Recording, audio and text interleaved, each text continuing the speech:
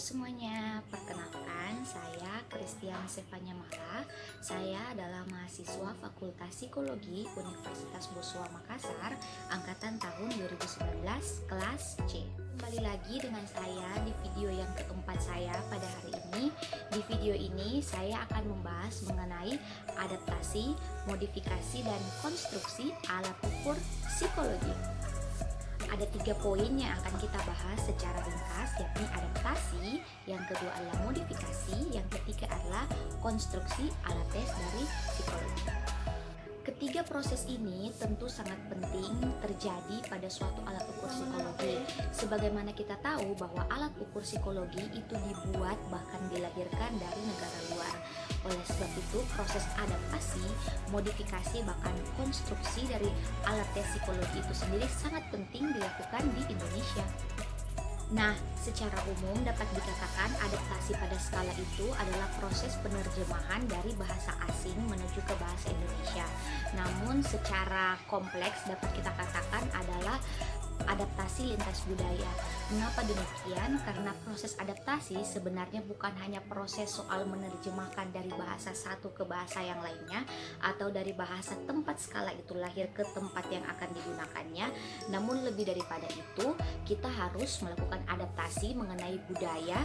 Dari budaya skala itu dilahirkan hingga skala itu akan digunakan di negara mana, itu penting agar tidak terjadi bias atau bias dalam hasil pengukuran menggunakan skala itu. Hal ini jelas karena penyesuaian mengenai konteks budaya itu sangat penting agar tidak terjadi kesalahan-kesalahan pada pengukuran yang akan digunakan. Tapi yang perlu kita ketahui, ada beberapa skala itu yang memiliki hak cipta, sehingga kita tidak dapat mengadaptasinya secara bebas dan harus memperoleh izin atas itu. Namun ada begitu banyak juga loh skala yang open source, sehingga kita dapat mengadaptasinya bebas menggunakan konteks budaya kita. Lanjut, kita akan membahas mengenai modifikasi. Secara umum, modifikasi skala dilakukan dengan meminjam suatu kerangka yang relevan dan juga tinjauan teoritis tertentu untuk dimodifikasi.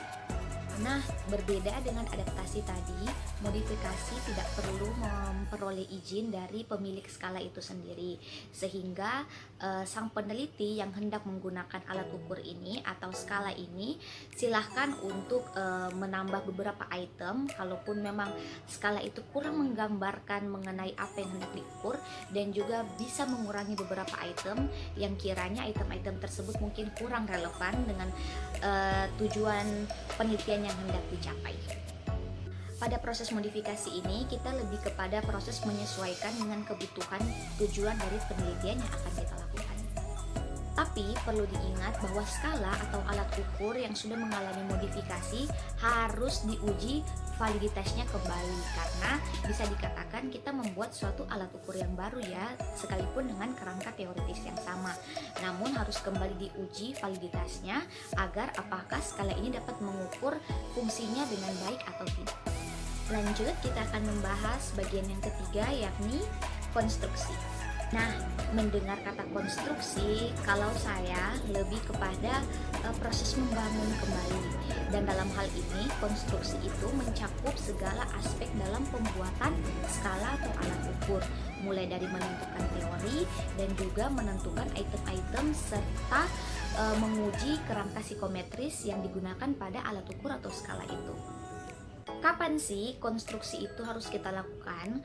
Konstruksi akan kita lakukan apabila tidak ada skala atau alat ukur yang hendak digunakan dalam mengukur suatu variabel tertentu. Sekalipun konstruksi itu sendiri memiliki makna yang sangat luas dan dapat diartikan berbeda dari suatu individu dengan individu yang lain, namun di Indonesia proses konstruksi itu sendiri lebih kepada menyusun alat tes yang dimana tidak terdapat landasan teori apapun.